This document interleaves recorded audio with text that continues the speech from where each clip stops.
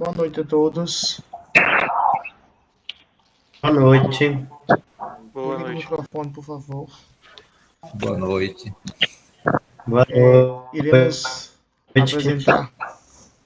apresentar o nosso trabalho sobre Isaac Newton e as 4 regras para o racionalismo natural. É um trabalho de extensão da Universidade Católica de Salvador, na disciplina de História da Filosofia Moderna, no curso de Filosofia Bacharelado. Os componentes do nosso grupo é Alessandro Silva, Claudemir da Silva, Eliseu Souza, Jefferson e Vinícius dos Reis. Vamos aprender hoje sobre a vida e a obra de Isaac Newton, as principais descobertas e contribuições de Isaac Newton, quais são as 3 leis de Newton e as 4 regras para o raciocínio natural. Vamos entender um pouco por que ele criou essas regras, mas para entender isso é preciso entender também um pouco sobre ele, o que ele fez e quem era Isaac Newton. Primeiro vamos abordar um pouco sobre a vida e a obra de Isaac Newton. Isaac Newton ele nasceu em 1743 na Inglaterra e faleceu em 1727 em Londres, na Inglaterra. Ele era um filósofo naturalista, depois a gente vai explicar um pouco o que é o naturalismo, filósofo e matemático britânico do século XVI. Ele desempenhou um papel muito significativo na transformação da história da ciência, através de suas descobertas e também da filosofia relacionada ao seu método científico, às suas pesquisas. Então, o pai de Isaac Newton se chamava também Isaac Newton, colocou o nome dele de Isaac Newton como uma homenagem a ele, porque ele vai falecer 3 meses antes do seu nascimento. E sua mãe se chamava Hannah, e após seu falecimento, ela casou-se novamente com o reverendo Barbara Smith, deixando o Isaac Newton sob os cuidados da sua avó materna, a senhora Margaret. E seus estudos foram crescendo e se propagando cada vez mais, até que no ano de 1666, Isaac Newton lhe sucedeu Isaac Barrow como professor lucasiano. Essa expressão, professor lucasiano, era o nome que se dava a uma cátedra de matemática, onde ficavam as pessoas mais importantes. Lá fica na Universidade de Cambridge. Ele sucedeu ele como professor lucasiano em óptica, após receber o seu mestrado. Ano seguinte, aí começou uma grande descoberta. E aí onde começou esse método científico. Ele construiu um telescópio refletivo. E depois eu vou explicar um pouco sobre ele. Foi eleito como membro da Royal Society em 1672. Nesse mesmo ano, ele publicou seu primeiro trabalho científico com a temática da cor e da luz, denominada a Transações Filosóficas. As suas principais descobertas e contribuição foram: ele descreveu e formulou as 3 principais leis fundamentais do movimento: a inércia, o princípio fundamental da dinâmica e a lei da ação e reação. A primeira lei, chamada a primeira lei de Newton, é a lei da inércia.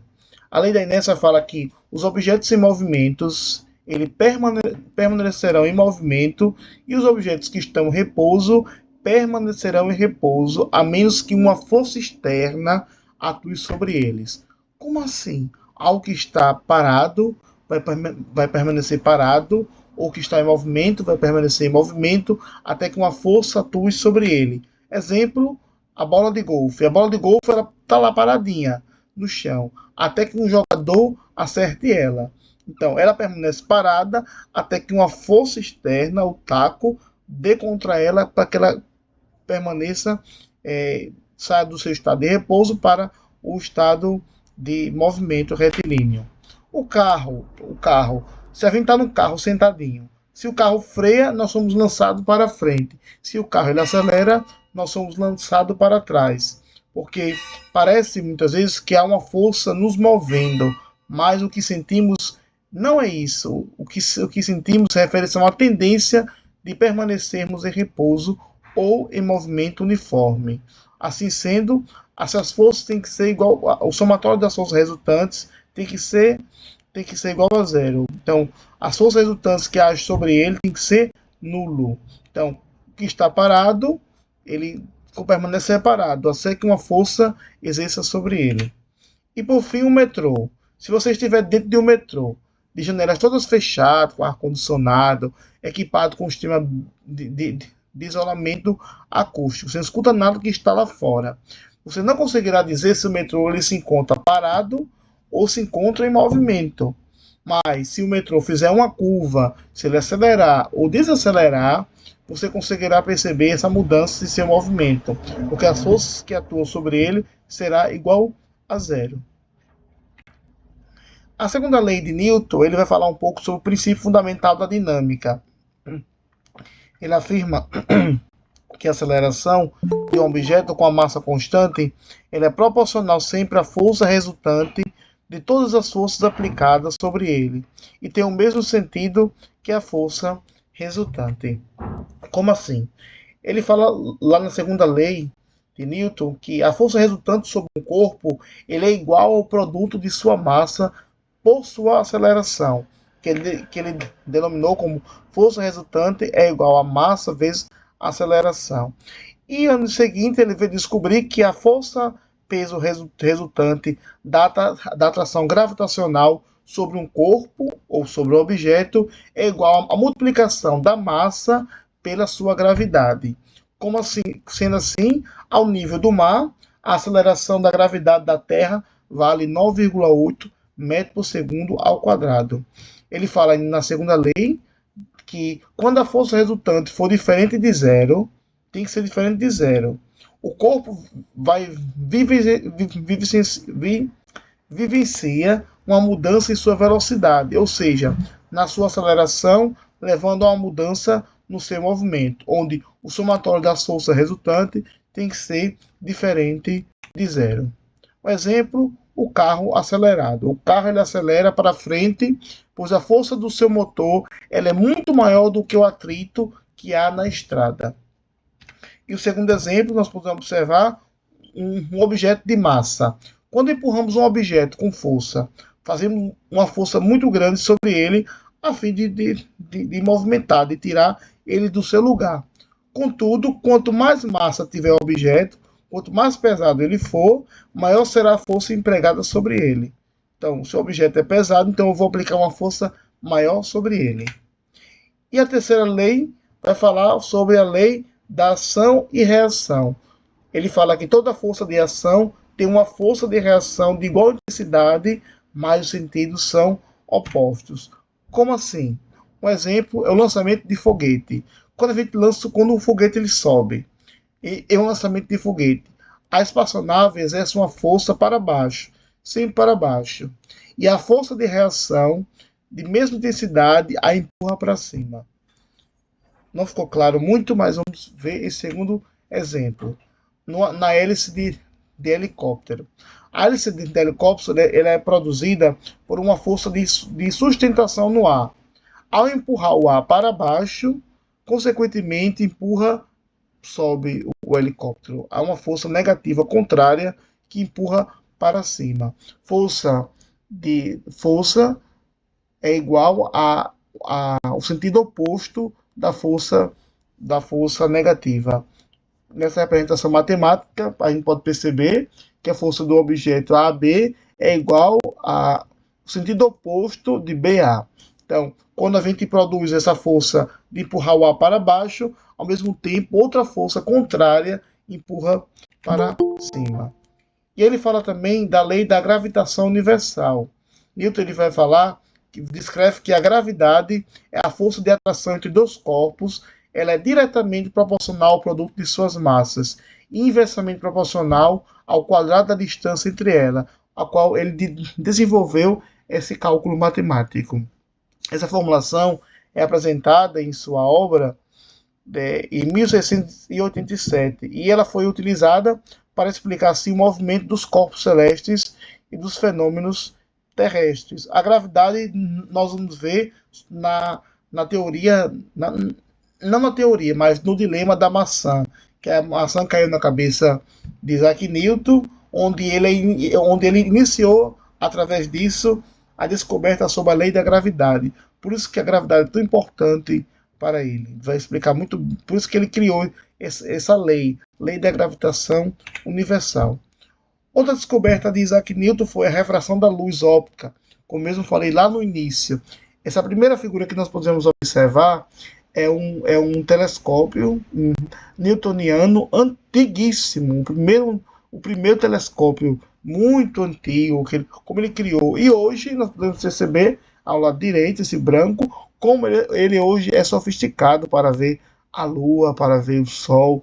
Então, Isaac Newton ele realizou diversos experimentos com a decomposição da luz branca, a qual ele usou prismas, destacando que estas são compostas por um espectro de muitas cores diferentes.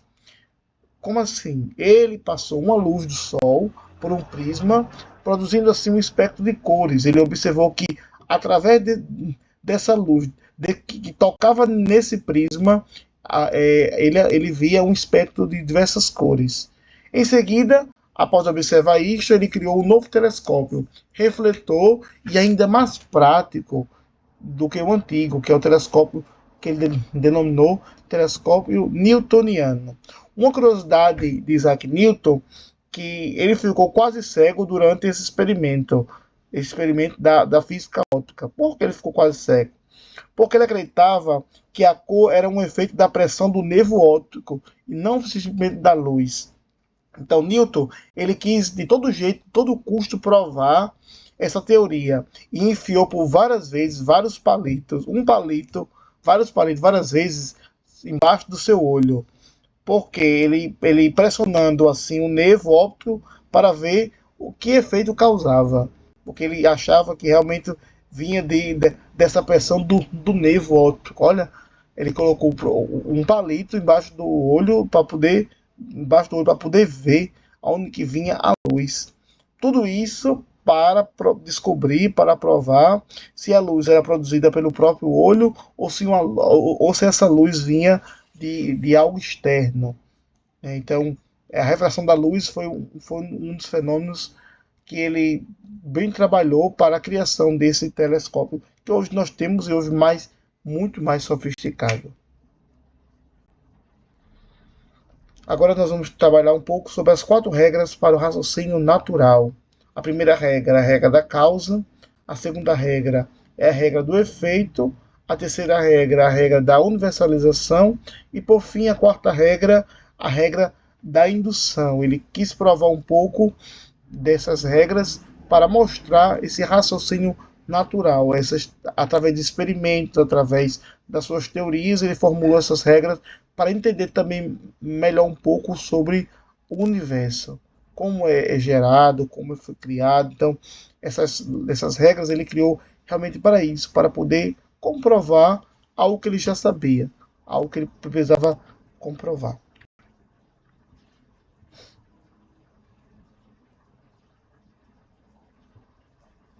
Regra 1. Dando continuidade ao trabalho, vou apresentar aqui a primeira regra que Newton elabora diante das 3 leis na qual ele tinha desenvolvido, que foi apresentada aí por Tomás. Então, diante do processo que ele vinha desenvolvendo frente à sua teoria, Newton viu a necessidade de criar regras para este método dele. Assim como Descartes tem o seu método, Newton também tem um método dele em cima das leis na qual ele elaborou. Então, nessa primeira regra, ela é conhecida como princípio. Essas 4 regras foram apresentadas no seu terceiro livro, né? E era popularmente conhecida como a regra passiônica da economia. Por quê? Porque nessa regra, Newton tenta o máximo possível eliminar a quantidade de hipóteses diante dos fatos analisados, para que tenha maior precisão da verdade daquilo que está buscando, né, desse conhecimento. Então, ele vai dizer aí: não se deve admitir para as coisas da natureza mais coisas do que aqueles que simplesmente são verdadeiros e suficiente para explicar os seus fenômenos. Então, Newton ele quer algo que seja mais prático e que se chegue a esta verdade dos fatos e que aquilo que é observado por si só e que não faça além do que já criando hipótese que leve a se distanciar desta verdade, desse fato, na qual ele quer mostrar o fenômeno, né? Pode passar aí, Tomás, por favor. Aqui nós temos um exemplo dessa primeira regra que Newton apresenta. Nós temos aqui o universo geocêntrico na visão de Cláudio e o universo heliocêntrico surgido por Copérnico, na qual os dois aí foram anterior a Newton. O primeiro geocêntrico, na qual ele buscava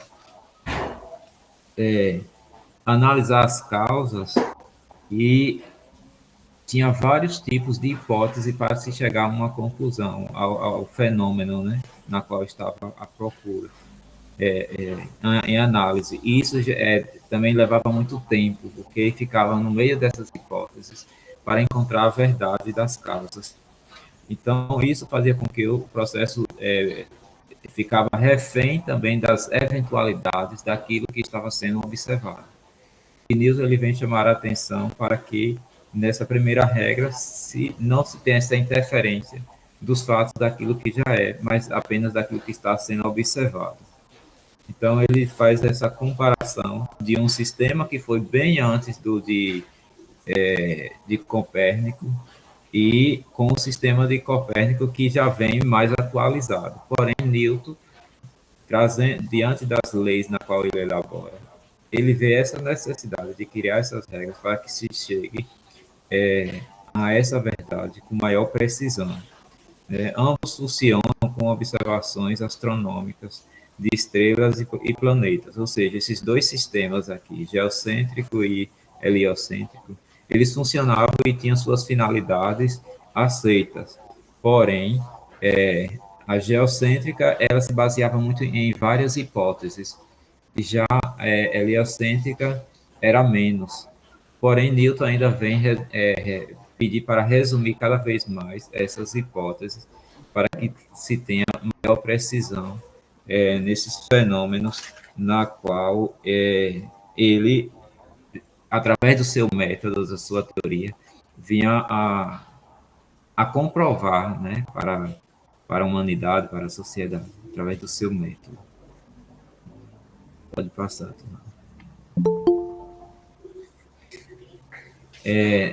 a primeira regra chama a atenção para o menor uso de hipótese para explicar o fenômeno, ou seja, o fato.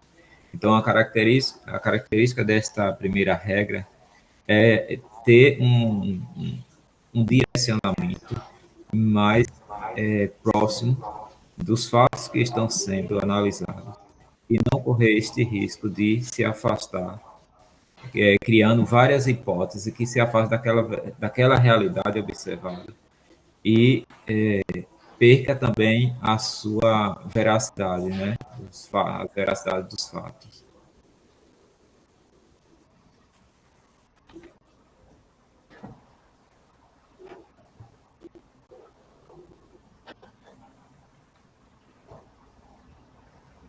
Segunda regra.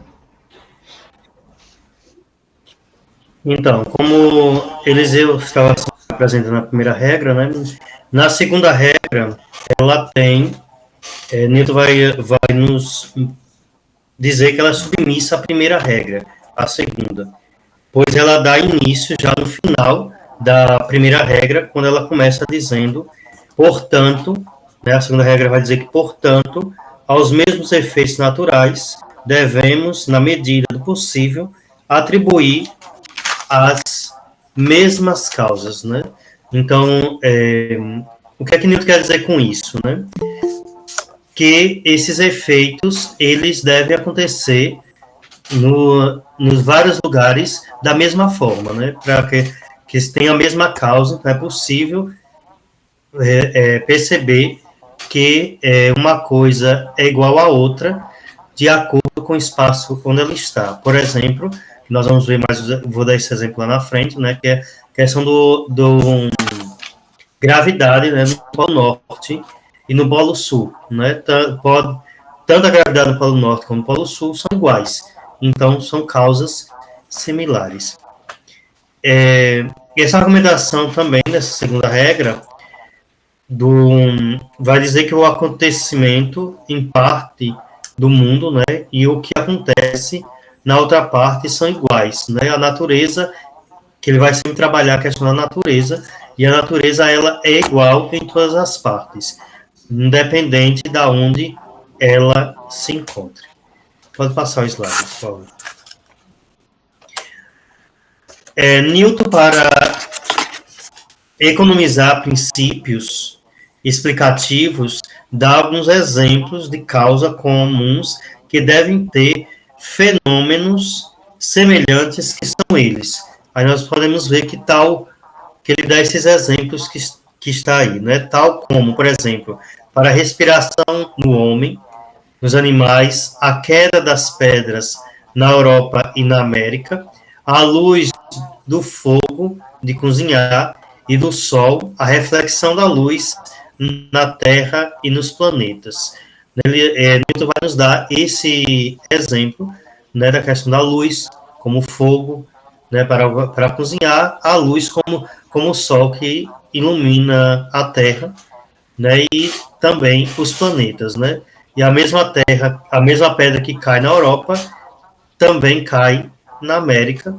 O mesmo ar que nós, ser humano, que o homem respira, também os animais respiram. Pode passar, por favor. Depois, Newton vai apresentar e esclarecer que, na regra 2, a natureza tem efeitos similares, são oriundos de causas similares. O objetivo da segunda regra é que os princípios semelhantes, que devem explicar os semelhantes, não é necessário que esses fenômenos sejam multiplicados, mas seus princípios podem ser utilizados, os mesmos princípios, para explicar acontecimentos que são parecidos. Ou seja, não é necessário que se vá constituindo novas coisas, novas causas, mas se as causas são similares nos determinados lugares, eles podem ser utilizados os mesmos princípios para compreender as causas que estão sendo apresentadas. Podemos passar para o próximo? Em todo esse exemplo, é fácil perceber a ideia de uniformidade da natureza. Ela não apresenta variações significativas em sua estrutura ou em sua essência, de modo que a descrição de uma parte serve também de descrição de uma parte também de descrição das outras partes semelhantes. É como pegar uma amostra fiel que nos dá a ideia de um todo. Portanto, a gravidade, né, como já tinha dado como exemplo antes, a gravidade do Polo Norte pode ser explicada da mesma maneira que a gravidade do Polo Sul. E não é necessário dois princípios para isso, porque a natureza é uniforme e o que acontece no futuro vai se assemelhar também no que aconteceu no passado. E assim,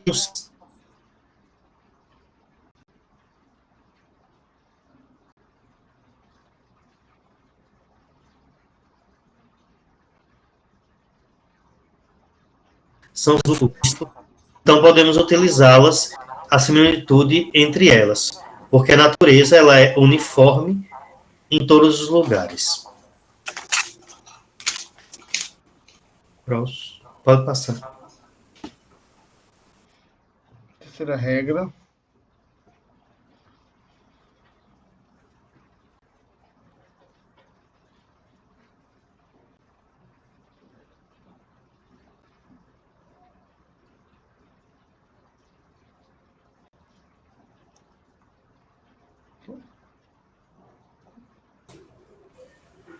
Não está saindo.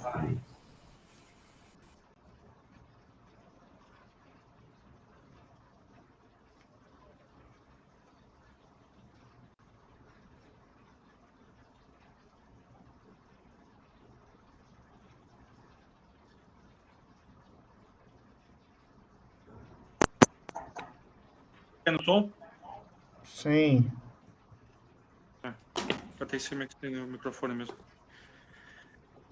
Voltando, então. A terceira regra de Newton, também conhecida como princípio da universalidade na filosofia natural, ela é essencial no método científico ao ajudar a identificar as características comuns entre os corpos, que são baseadas, essa experiência, esse método é baseado em experimentos e observações. E essa regra vai permitir generalizar propriedades e compreender padrões que regem os fundamentos naturais, os fenômenos naturais. Newton sugere que as propriedades dos objetos, dos corpos, que permanecem constantes em uma manifestação e aparecem de forma consistente em experimentos diversos ao considerar universais. E para essas características serem de acordo como geral, ela tem que ser de forma demonstrada de forma científica, ou senão tem que mostrar o contrário dela, né? De maneira consistente, todos os corpos que foram examinados experimentalmente, essas características devem ser aceitas como característica universal até que se prove o contrário. As forças gravitacionais, a inviolabilidade, a inércia e as ideias de movimento são exemplos que se enquadram nessa visão de Newton. A gravidade, por exemplo, é vista como uma força que atua de maneira constante e homogênea entre os corpos celestes e terrestres, portanto, com base nas observações e experiências experimentais. Newton concluiu que essa característica universal dos corpos é a gravidade. O que nós chamamos de princípio da simplicidade se refere à norma de uma implementação prática. E, segundo Newton, esse princípio não deve ser aplicado de maneira excessivamente complexa, fazendo que as suposições sejam arbitrárias e adaptáveis à variação sem que haja uma comprovação experimental. Portanto, a ideia de que as leis descobertas totalmente localmente, consolidando a universalidade, possui, então, a validade cosmológica. Próximo. O raciocínio indutivo, exemplificado na terceira regra de Newton, é essencial para a ciência moderna. E Newton defendia que o conhecimento mais atualizado deveria fundamentar a ciência, garantindo conclusões experimentais e uma confiança provisória nas suas teorias.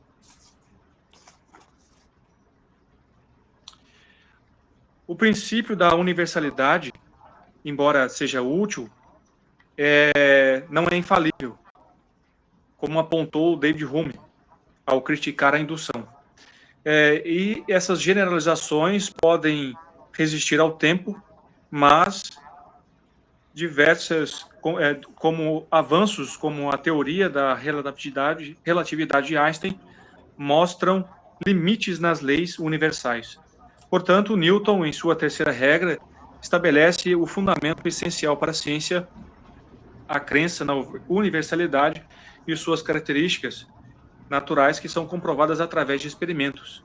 Portanto, o rigor filosófico evidenciado por essa norma, aplicado por Newton em sua ciência, continua sendo um marco significativo para o avanço do método científico, mesmo em face de avanços e limitações metodológicas.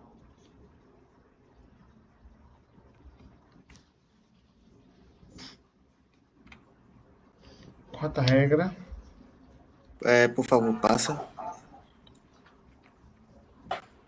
Na quarta regra, Newton toma decisão entre especulação e indução. Induzir, neste caso, newtoniano, partindo do que foi oferecido pela observação do fenômeno, que estuda alcançar conclusões lógicas. A indução teve ser feito preferência de hipótese, isto é, pela quarta regra, é mais válido gerar novas ideias acerca do universo por meio das que já possuímos, de maneira bruta, pela observação do que pela especulação, pura formulação de hipótese. Então, Newton vai utilizar da indução, né, para observar os fenômenos da natureza, e observando esses fenômenos, ele vai ver uma regra geral, né, como se Alexandre falou. Em todos os lugares do mundo acontece a mesma coisa com o mesmo objeto. E daí ele vai usar a abdução. Né? Da abdução, ele vai formular, né? Ele vai sistematizar o pensamento, né? Formulando aquilo dali, e dali ele vai ter alguns flashes de pensamento, de raciocínio sobre aquilo. Depois vai partir o processamento, né? Que aí vai ser a intuição. A intuição, ele vai formular racionalmente o pensamento que ele foi, né, gerado desde a indução. E para isso, né, usando o exemplo, o Newton, ele pega o exemplo da maçã, a maçã cai sobre ele observa que aquele fenômeno da maçã caindo sobre ele é um fenômeno que acontece em todo lugar do mundo, né? Depois ali ele cria teorias sobre aquilo dali, sobre aquela maçã. Depois ele tem flashes de ideia e depois ele cria a lei da gravitacionalidade, fazendo assim, né, chegando a uma conclusão lógica daquilo, né? As duas primeiras, a indução e a dedução, ela é praticamente lógica, porque parte de um conhecimento, digamos assim, formulado, né? Se não tem uma premissa lógica ali, mas já a intuição já é o conhecimento pronto, racional sobre aquela coisa.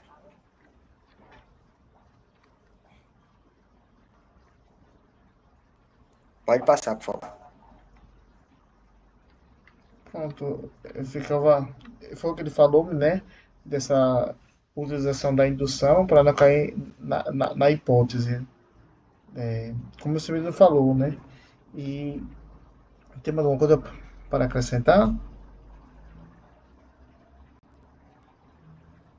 Não. Ok.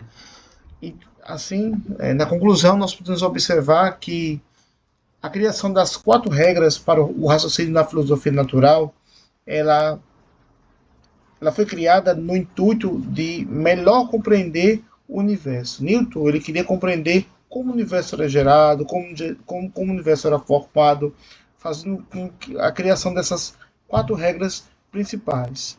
E as regras de Newton, impulsionaram assim o progresso da ciência, tanto na sua época como nos dias atuais, e forneceu assim uma base filosófica para o método científico moderno, tão atual que nós temos hoje. Newton, ele foi considerado então assim o pai da mecânica clássica, junto a Albert Einstein, e é considerado hoje, ainda hoje, como uma das pessoas mais inteligentes que já existiram. Isaac Newton, ele foi considerado também como um dos maiores cientistas e físicos da história, com as suas teorias e com seus experimentos. Olha aí como é tão importante os estudos, como até hoje tão importante foi a criação dessas leis para que tudo pudesse ser formulado, né? E graças a Deus a Isaac Newton nós podemos ver como a ciência, como o método científico, ele vai sendo aprimorado a cada dia, graças às suas leis, graças às suas experimentações. Então, essas regras realmente teve um respaldo para como melhor compreender o universo. E aqui são algumas referências que nós pesquisamos, os assuntos que nós pesquisamos. E assim finalizamos a nossa apresentação, agradecendo a todos que estiveram presentes, agradecendo também a oportunidade do professor para abordar esta temática na disciplina de filosofia, da história da filosofia moderna. Obrigado e boa noite a todos.